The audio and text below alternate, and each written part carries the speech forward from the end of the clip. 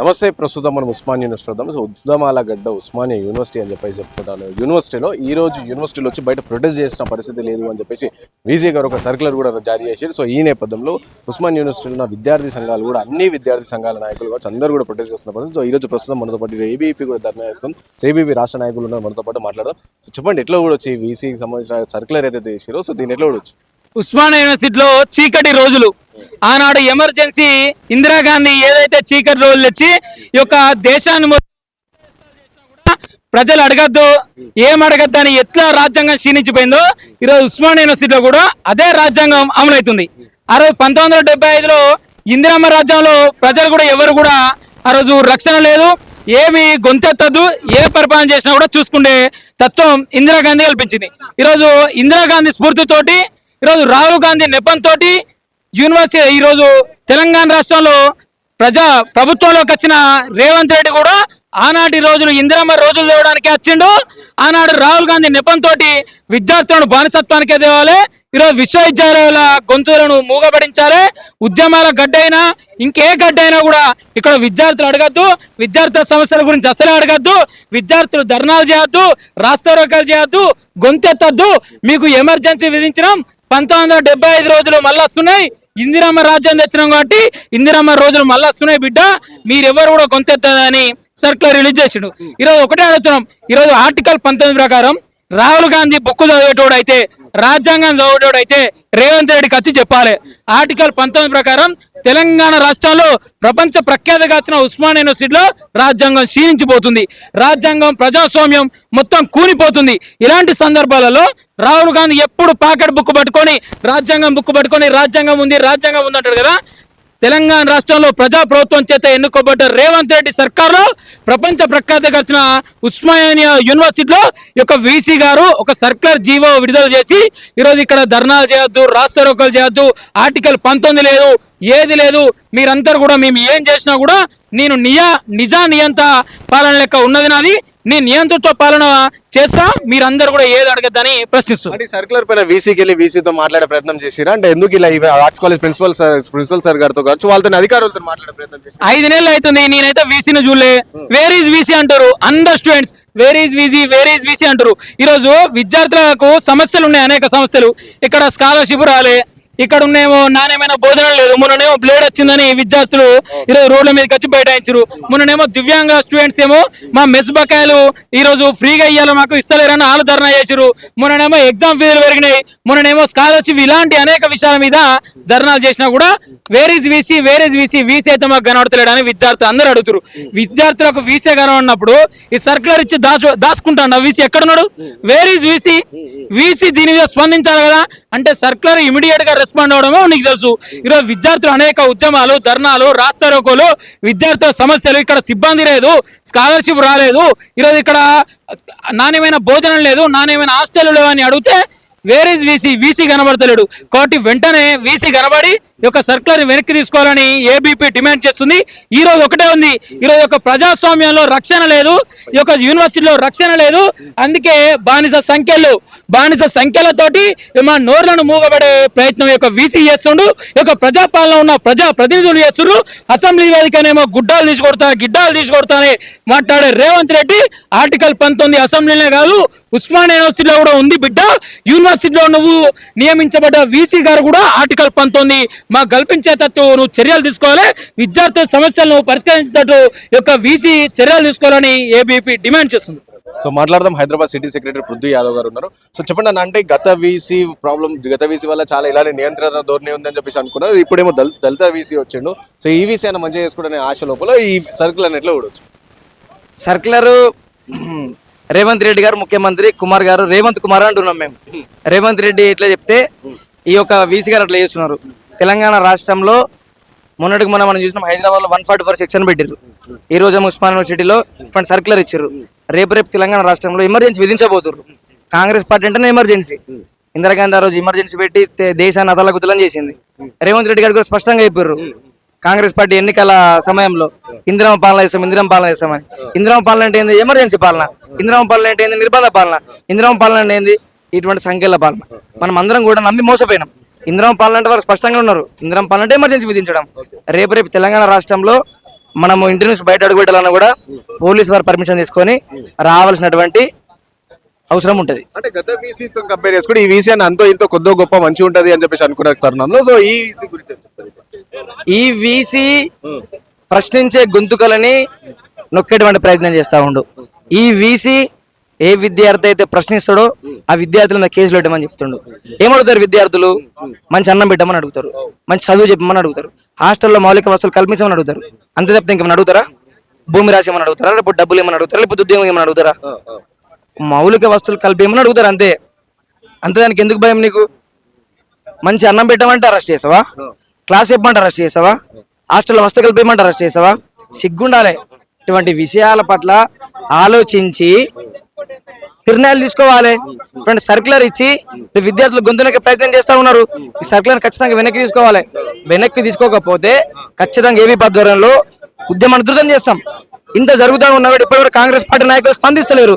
అంటే దాని అర్థమైంది, వారి యొక్క హస్తం ఉంది ఈ సర్క్యులర్ లో. వారి యొక్క హస్తం లేకపోతే వీసీ గారికి చెప్పడమో లేకపోతే విద్యార్థులను ఉద్దేశించి మాట్లాడడం, ప్రెస్ మీట్ పెట్టడమో, ఈ యొక్క సర్క్యులర్ మేము కూడా ఖండిస్తున్నాము, ఆ సర్క్యులర్ వెంటనే వెనక్కి తీసుకోవాలని చెప్పి చెప్తా ఉండే. అంటే కాంగ్రెస్ పార్టీ నాయకులు, ముఖ్యమంత్రి గారు దాని మీద స్పందిస్తారంటే ఏంది? ఆ సర్క్యులర్ ఇండైరెక్ట్ గా వాళ్ళే ఇప్పించారు. అండ్ రీసెంట్ గా వికలాంగుల పైన కేసులు పెట్టించడం కూడా పెద్ద ఈ యొక్క రాష్ట్రంలో ఎంత మానవత విలువలు లేకుండా దివ్యాంగ విద్యార్థులు మిస్ బిల్ మాఫీ ఏమని అడిగితే మీరు నెల కింద పెన్షన్ తీసుకోరని చెప్పినటువంటి సిగ్గులేని మాటలు. మీకు పెన్షన్ వస్తుందంటే వికలాంగ విద్యార్థులు వాళ్ళు, స్పెషల్లీ డిజేబుల్డ్ పర్సన్స్ వాళ్ళకు మీకు పెన్షన్ వస్తుందని చెప్తే వాళ్ళని ఇంకా ఏమనాలో అర్థం కావట్లేదు. వాళ్ళ మీద కేసులు పెట్టి ఇక్కడ old city Afzalgunj police station తీసుకెళ్ళి అక్కడ వదిలిపెట్టడం జరిగింది. అంటే ఉస్మానియా యూనివర్సిటీలో రాజ్యాంగం నడవట్లేదు. ఉస్మానియా యూనివర్సిటీలో కేవలం రేవంత్ రెడ్డి రాజ్యాంగం నడుస్తుంది. కేవలం ఇందిరమ్మ యొక్క ఎమర్జెన్సీ మాత్రమే నడుస్తుంది. ఖచ్చితంగా ఒకటే చెప్తాను, కాంగ్రెస్ పార్టీ నాయకులకు, రేవంత్ రెడ్డి గారికి ఒకటే చెప్తా ఉన్నాము, వీసీ గారికి ఖచ్చితంగా ఈ యొక్క సర్క్యులర్ ని వెంటనే వెనక్కి తీసుకోవాలి. లేని పక్షంలో ఉద్యమం ఉధృతం చేసి తెలంగాణ రాష్ట్ర వ్యాప్తంగా కాంగ్రెస్ పార్టీ నాయకులు ఎక్కడెక్కడ తిరిగి కూడా చేస్తాం. సో చెప్పండి ధ్రువన్, అంటే ఈ వీసీ వచ్చిన వీసీ ఏదైతే సర్కులర్ జారీ చేశారో సో దీనిపైన వీసీని కలవడానికి కావచ్చు, లేకపోతే ఆర్ట్స్ కాలేజ్ ప్రిన్సిపల్ కావచ్చు, సో ఇట్లా అధికారులు కలిసే ప్రయత్నం చేశారు ఇది వెనక తీసుకోండి అని చెప్పేసి. అయితే వీసీ సర్కులర్ జారీ చేశాడు కదా 13 తారీఖు. ఆయన ఏదైతే ఛార్జ్ తీసుకొని దాదాపుగా 5 నెలలు గడిచిపోయింది. 5 నెలలు గడిచిపోయిన సందర్భంలో ఏ ఒక్క రోజు కూడా ఏ విద్యార్థి సంఘానికి అయి ఉండొచ్చు, ఏ విద్యార్థికి అయి ఉండొచ్చు, కలిసిన దాఖలాలు వీసీ గారివి ఒక్క రోజు కూడా లేవు. వారిని ఈ సర్కులర్ జారీ చేయడం కాదు, వారిని ముందుగా విద్యార్థులకు అందుబాటులో ఉండే విధంగా వారి యొక్క ప్రణాళికను రచించుకోవాలని కూడా ఈ సందర్భంగా తెలియజేస్తున్నాము. కేవలం ఎమ్మెల్యేలు, ఎంపీల చుట్టూ, రేవంత్ రెడ్డి ఆఫీస్ చుట్టూ, అసెంబ్లీ చుట్టూ, వీటి చుట్టూ తిరగడం కాదు. వీసీ గారు దయచేసి విద్యార్థులకు అందుబాటులో ఉండండి. ఒకవేళ విద్యార్థులకు సమస్యలు అందుబాటులో ఉండి వాటిని వెనువెంటనే తీర్చిన సందర్భంలో మేము నిరసనలు తెలియజేసిన అవసరం మాకు లేదు.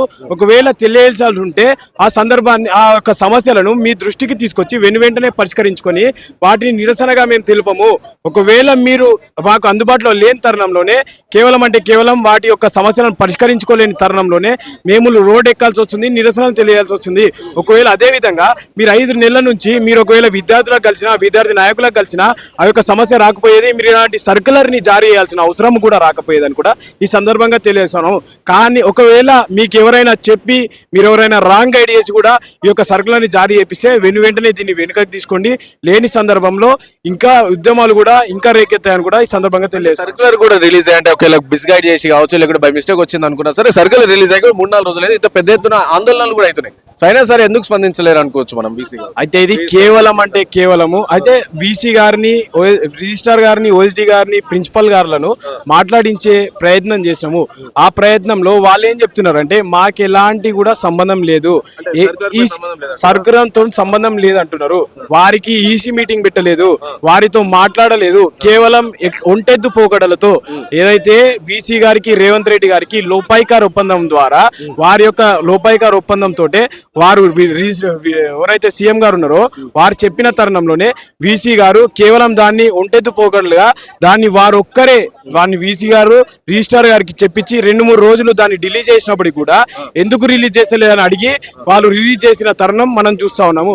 ఎందుకంటే దీన్ని కేవలం వారి యొక్క స్వలాభాల కోసం ఈరోజు ఉస్మానియా యూనివర్సిటీలో ప్రీమియర్ కాలేజీలు ఏవైతున్నాయో, Secunderabad PG college, Nizam college, Cyberabad PG college అయి ఉండొచ్చు, బేగంపేట్ ఉమెన్స్ కాలేజ్ అయి ఉండొచ్చు, ఇలాంటి కళాశాలల్లో ఫీజులు కట్టుమని విద్యార్థులను పీడిస్తున్న తరుణంలో ఈ రోజు మనం ఆర్ట్స్ కాలేజ్లో కూడా చూసాము. ఆర్ట్స్ కాలేజ్ దివ్యాంగ విద్యార్థులు ఎవరైతే ఉన్నారో వాళ్ళు వీసీ ఛాంబర్లోనే రిజిస్ట్రార్ ఛాంబర్లోనే అయి ఉండొచ్చు.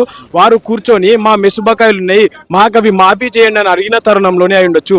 అదేవిధంగా ఆర్ట్స్ కళాశాల విద్యార్థులు ఆ మెస్సులో ఏదైతే రేజర్ బ్లేడులు వచ్చినాయో, పురుగులు వచ్చినాయో వాటన్నిటిని కూడా తీసుకొచ్చి రోడ్డు మీద పెట్టినప్పుడు, అదేవిధంగా ఆర్ట్స్ కళాశాల విద్యార్థులకు 70% అటెండెన్స్ కావాలని చెప్పిన తరుణంలో ప్రిన్సిపల్ యొక్క ఛాంబర్లో అర్ధరాత్రి కాదు మబ్బుల వరకు కూర్చున్న తరుణంలో కూడా ఇలాంటి అన్ని సంఘటనలు జరుగుతున్నప్పుడు వీసీ గారికి ఇవి జరగొద్దనే ఉద్దేశంతో, ఎందుకంటే ఇలాంటి మీరు చెప్తున్నారు ఎన్ని సంఘటనలు అంటే హాస్టల్లో ఫుడ్ కావచ్చు ఇవన్నీ. ఒకవైపు ఏమో ప్రభుత్వం ప్రజాపాలన, ఇది ప్రజల కోసం వచ్చిన పాలన చెప్పి ప్రభుత్వం చెప్తా ఉంది. ఇంకో వైపు చూసుకుంటే ఇది చాలా అంటే మెస్ ఛార్జీలు కావచ్చు, ఇవన్నీ డైట్ ఛార్జీలు ఇవన్నీ కూడా పెంచుతున్నాం అని చెప్పి ప్రభుత్వం చెప్తుంది. అయినా సరే ఎందుకు ఇన్ని సమస్యలు వస్తాయి? మీరు అడిగిన ఒక ప్రశ్నలో ప్రజాపాలన అన్నారు కదా, ప్రజాపాలన అంటే ప్రజల చేరువైన పాలన, ప్రజలకు 100% హక్కులు ఉంటాయి. అదేవిధంగా డాక్టర్ బాబాసాహెబ్ అంబేద్కర్ గారు ప్రవేశపెట్టినటువంటి రాజ్యాంగంలో ఏదైతే 19వ ఆర్టికల్ ఉన్నదో దాని ప్రకారం ప్రజాపాలన అంటే విద్యార్థులకే ఉండొచ్చు, నిరుద్యోగులకే ఉండొచ్చు, జనాలకే ఉండొచ్చు, వారి యొక్క స్వేచ్ఛ హక్కు ఉంటుంది. కానీ ఇక్కడ మీరు అన్నట్టు ప్రభుత్వ పాలన సాగట్లేదు, ఇది కేవలం నిర్బంధ పాలన సాగుతా ఉస్మానియా యూనివర్సిటీలో. వీసీ రిజిస్ట్రార్ రేవంత్ రెడ్డి గారి కనుసన్నల్లో ఇది నిర్బంధ పాలన సాగుతా ఉన్నది. అందుకే ఒక సర్కులర్ జారీ చేశారు. ఆ సర్కులర్లో మనం చూసుకుంటే ఎలాంటి విద్యార్థి కూడా ఒకవేళ క్లాసులు జరగకున్నా, ఫుడ్లో నాణ్యత లేకున్నా, ఇంకా ఇతరత్ర ఎలాంటి సమస్యలు ఉన్నా కూడా మీరు యొక్క వాయిస్ రేజ్ చేయొద్దు, నినాదాలు ఇవ్వద్దు, ఎలాంటి యూనివర్సిటీ ప్రెమిసెస్లో ఎక్కడా కూడా నిరసనలు తెలిపొద్దు అనే సంఘటనలు మనం సర్కులర్లో చూసాము. కాబట్టి ఇది ముమ్మాటికి ప్రజాపాలన కాదు, ఇది నిర్బంధ పాలన అనే కూడా ఈ సందర్భంగా తెలియజేస్తున్నాను. అదేవిధంగా మీరు అడుగుతా ఉన్నారు కదా ఈ యొక్క సమస్యలన్నీ ఎందుకు వెలువెత్తుతా ఉన్నాయంటే, అధికారులు ఎవ్వరు కూడా వారు చేయాల్సిన పనులు చేయకుండా వారు ఎక్స్ట్రా కరిక్యులర్ యాక్టివిటీస్ ఏవైతే వారి పర్సనల్ గ్రడ్జ్ పెట్టుకొని విద్యార్థులను ప్రభుత్వ విద్యను నిరంకుశం చేయాలా, వీటిని తుంగలో తొక్కాలా. ప్రభుత్వ విద్యను తుంగలో తొక్కినప్పుడే విద్యార్థులు చైతన్యవంతులు గారు.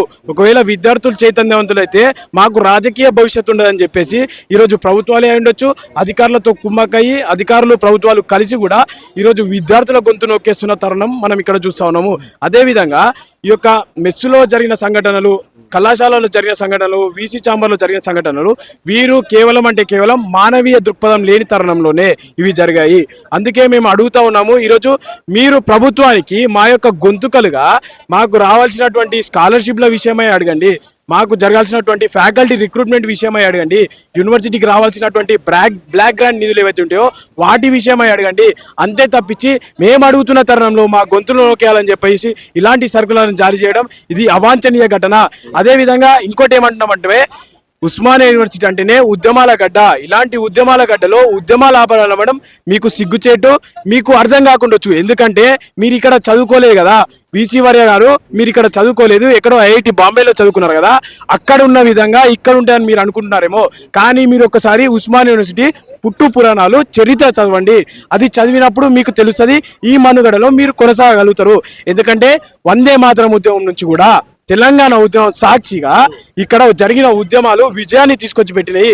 రాష్ట్ర ప్రభుత్వానికే కాదు, దేశ నలుమూలలో ఎక్కడ సమస్య ఉన్నా కూడా ఇక్కడ గొంతుకై మేము వాయిస్ ఆఫ్ ద వాయిస్లెస్ గా ఈ యొక్క విద్యార్థులు అన్ని రంగాల పట్ల అవగాహన ఉన్న విద్యార్థులుగా ప్రతి ఒక్క సమస్యకు మా గొంతుకై వినిపిస్తూ ఉంటాము.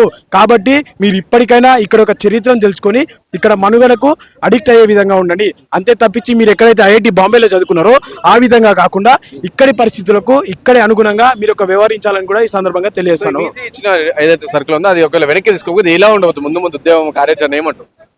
ఒకవేళ వీసీ గారు దాదాపుగా ఇప్పుడు 13 తారీఖు ఇచ్చిరు, కాకపోతే దాని తెల్లారి 14 తారీఖు ఏదైతే ఉన్నదో ఆ రోజు హోలీ ఉన్నది, మొబిలైజేషన్ చాలా ఎక్కువ ఉంటుంది. ఆ రోజు మీ వాహిని టీవీ కూడా చూసింది మొబిలైజేషన్ క్రౌడ్ ఏ విధంగా ఉన్నదని చెప్పేసి.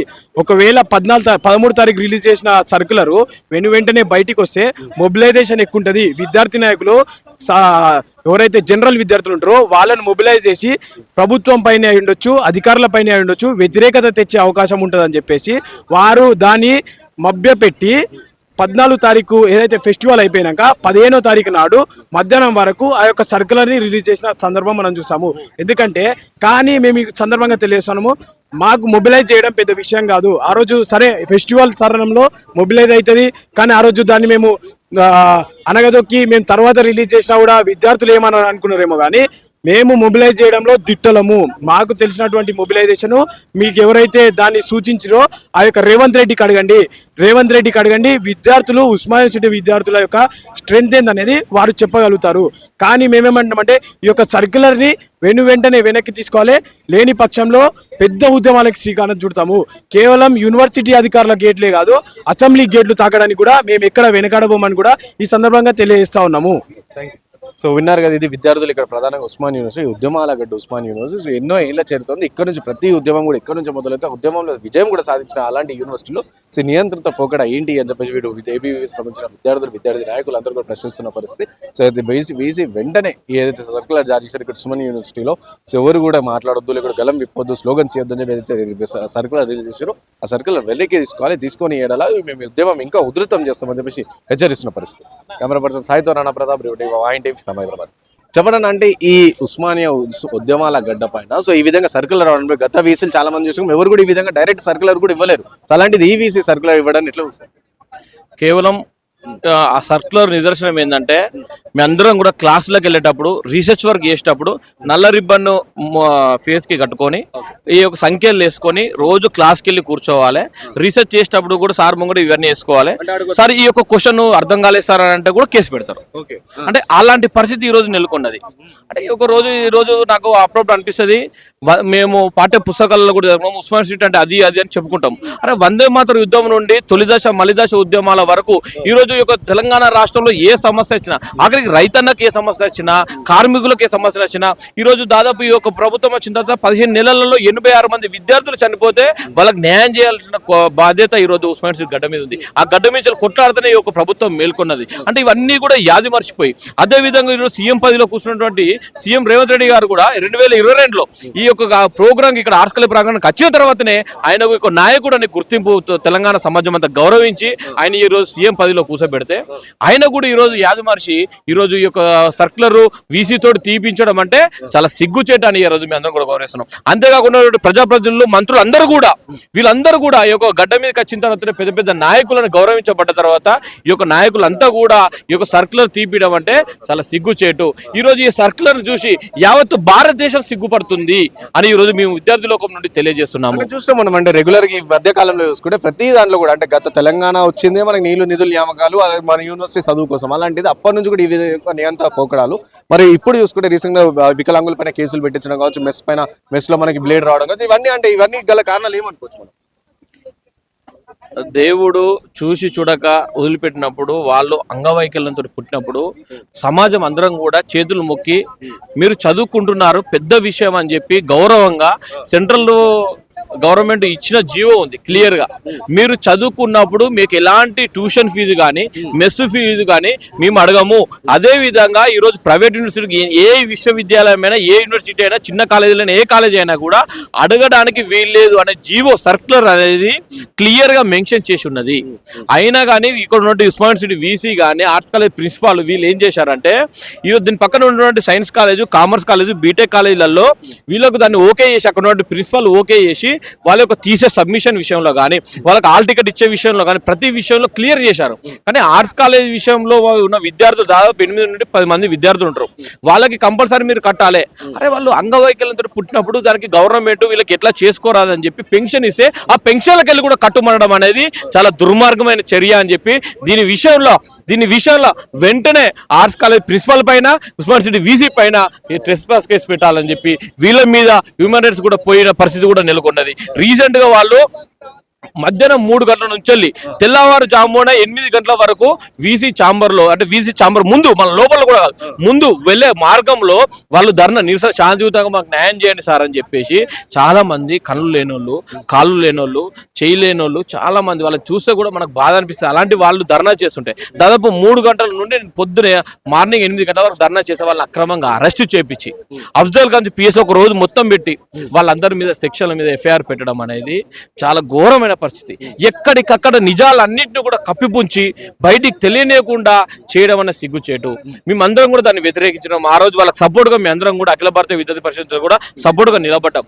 అయినా కానీ మొండి వైఖరి చూపించడం అనేది చాలా సిగ్గుచేటు. ప్రభుత్వం ఇలాంటి అన్ని చూసి కూడా ఊరుకోవడం అనేది చాలా ఘోరమైన పరిస్థితి. ఈ కార్మికుడే కదా, ఈ అంగవైకల్యం కూడా కదా, ఈ యొక్క రైతన్నే కదా మీ అందరిని ఓట్లేసి గెలిపించింది. ఎక్కడికక్కడ సమస్య వల్ల అవుతుంది. ఈ ఉస్మాన్ సిటీకి వచ్చి ఫస్ట్ జనరేషన్ అంగవైకల్యంతో ఉండి వాళ్ళు వచ్చి రీసెర్చ్ వర్క్ చేయడం, అంటే రీసెర్చ్ పిహెచ్డి స్కాలర్లుగా చదువుకోవడం అనేది చాలా పెద్ద విషయం. అంత బాధలో ఉండి కూడా అలాంటి వారిని గౌరవించాల్సినటువంటి యూనివర్సిటీ ఈ రోజు చాలా ఘోరమైన పరిస్థితుల్లో వాళ్ళని చూడడము, అదే విధంగా విద్యార్థులను చదువు దూరం చేయడం అనేది చాలా ఘోరమైన చర్య అని ఈరోజు విద్యార్థులకు భావిస్తుంది. అంటే ఈ సర్కులర్ పైన కూడా అంటే రిజిస్టర్ కి కావచ్చు, ఆర్ట్స్ కాలేజ్ ప్రిన్సిపల్ కావచ్చు, వీళ్ళందరూ కూడా అడిగే ప్రయత్నం చేసిరా మీరు? అంటే విద్యార్థి నాయకులు అందరూ కలిసి ఏ విధంగా ఇస్తారు సార్ అని చెప్పి చాలా అడిగే ప్రయత్నం చేసిరా? మేము ఉన్నటువంటి ఆర్ట్స్ కాలేజ్ ప్రిన్సిపల్, నా ఆర్ట్స్ కాలేజ్, నేను research college Osmania arts college కాబట్టి ప్రిన్సిపల్ అడిగిన అది నాకు కూడా తెలియదండి, ఘోరము. నేను కూడా దాన్ని ఖండించిన జీవన్ అని చెప్పారు. 2-3 ప్రిన్సిపల్ని అడిగిన అది మాకు కూడా తెలియదండి, అది డైరెక్ట్ ఇచ్చారని చెప్పారు. డీన్లను అడిగినాం, స్టాండింగ్ కమిటీలో మేము పెట్టి తీసుకున్నాం అని చెప్పి మాట్లాడుతున్నారు. డీన్లు కూడా మాకు తెలియదని చెప్తారు. ప్రొఫెసర్లు అందరూ కూడా ఇటువంటి అవుటా ఉన్నది కదా, అవుటా ప్రొఫెసర్ అసోసియేషన్ మనోహర్ సార్ కూడా దాని గురించి స్పందించి అది మాకు తెలియదు, దాన్ని మేము ఖండించడం, దాన్ని వెంటనే వెనక్కి తీసుకోవాలని కూడా వాళ్ళు కూడా ప్రెస్ నోట్ ఇవ్వడం జరిగింది. ఇక్కడ ఉన్నటువంటి నాన్ టీచింగ్ ఎంప్లాయీస్ మొత్తం 3 ఉంటాయి. ఆ 3 కూడా వ్యతిరేకించి, 3 కూడా వ్యతిరేకించి అది సర్కులర్ అంటే గవర్నమెంట్ సర్కులర్ సార్ ఇంతవరకు ఎవరు తీయలేదు, మీరు కూడా దాన్ని వెనక్కి తీసుకోవాలని పర్సనల్ గా వీసీని కూడా కలవడం జరిగింది. అయినా కానీ ఇంకా తీసుకోకపోవడం, విద్యార్థులకు ఉన్నటువంటి స్టూడెంట్స్ అన్ని సంఘాలు కూడా కామన్ విద్యార్థులు జనరల్ స్టూడెంట్స్ కూడా నిన్న మొన్న ప్రోగ్రామ్స్ చేస్తే కూడా అక్రమంగా అరెస్ట్ చేయించారు. మమ్మల్ని అయితే పొద్దున్న 5-6కే అరెస్ట్ చేయడం జరిగింది, బంద్ను పిలిపివ్వడం జరిగింది. సక్సెస్ఫుల్ గా సంపూర్ణంగా క్లాసులకు పోలేదు, 1-2 డే స్కాలర్ స్టూడెంట్స్ వెళ్ళారు, వాళ్ళకి విషయం తెలియక. కాబట్టి సంపూర్ణంగా నిన్న బంద్ కూడా నిర్వహించడం జరిగింది. కానీ ఇప్పటికి కూడా ప్రభుత్వం మేల్కోకపోవడము, వీసీ మేల్కోకపోవడం అనేది చాలా దురదృష్టకరమని, అదే విధంగా చూసుకుంటే చాలా మంది బ్యూరోక్రాట్స్ కూడా స్పందించారు, చాలా మంది ప్రజాప్రతినిధులు స్పందించారు. అయినా కానీ ఈ రోజు వీళ్ళు మార్పు రాకపోతే కేంద్ర మంత్రి కిషన్ రెడ్డి స్పందించారు, కేటీఆర్ స్పందించారు, చాలా వరకు పాయల శంకర్ స్పందించారు, ఇంత చాలా మంది ప్రజాప్రతినిధులు స్పందించినా కానీ వీళ్ళు మేల్కోకపోవడం అనేది చాలా సిగ్గుచేటు.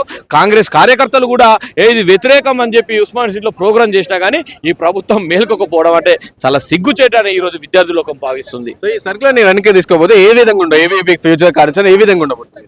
ఈ సర్కులర్ ఎన్ని రోజులు ఉంచుకుంటారో, ఎన్ని రోజులు నియమ నిబంధనలు పాటిస్తారో అన్ని రోజులు అఖిల భారతీయ విద్యార్థి పరిషత్కు ఏం పని అయ్యా అంటే ఈ రోజు ఆ సర్కులర్ వెనక్కి తీసుకున్న వరకు పోరాడేదాకా ఈ రోజు ఏబీపీ ఊరుకోదని తెలియజేస్తున్నాము. 1-2 రోజులు చూసి వీసీ ఛాంబర్ ముట్టడిస్తాం, ఆయన వెనక్కి తీసుకోకపోతే సీఎం ఇళ్లను ముట్టడిస్తాం, అది కాకపోతే అసెంబ్లీ సెషన్లు అయినా అడ్డుకొని తీరుతామని అఖిల భారతీయ విద్యార్థి పరిషత్ తెలియజేస్తున్నాం. ఇది కామన్ విద్యార్థి ఒక మాటే కాదు, అందరి ఉస్మాన్ సిటీ విద్యార్థుల మాట అని తెలియజేస్తున్నాం. 10,000 మంది విద్యార్థులతోటి అసెంబ్లీకి పోయి అనే సర్కులర్ వెనక్కి తీసుకునే వరకు అఖిల భారతీయ విద్యార్థి పరిషత్ ఊరుకోదని తెలియజేస్తున్నాం. Thank you.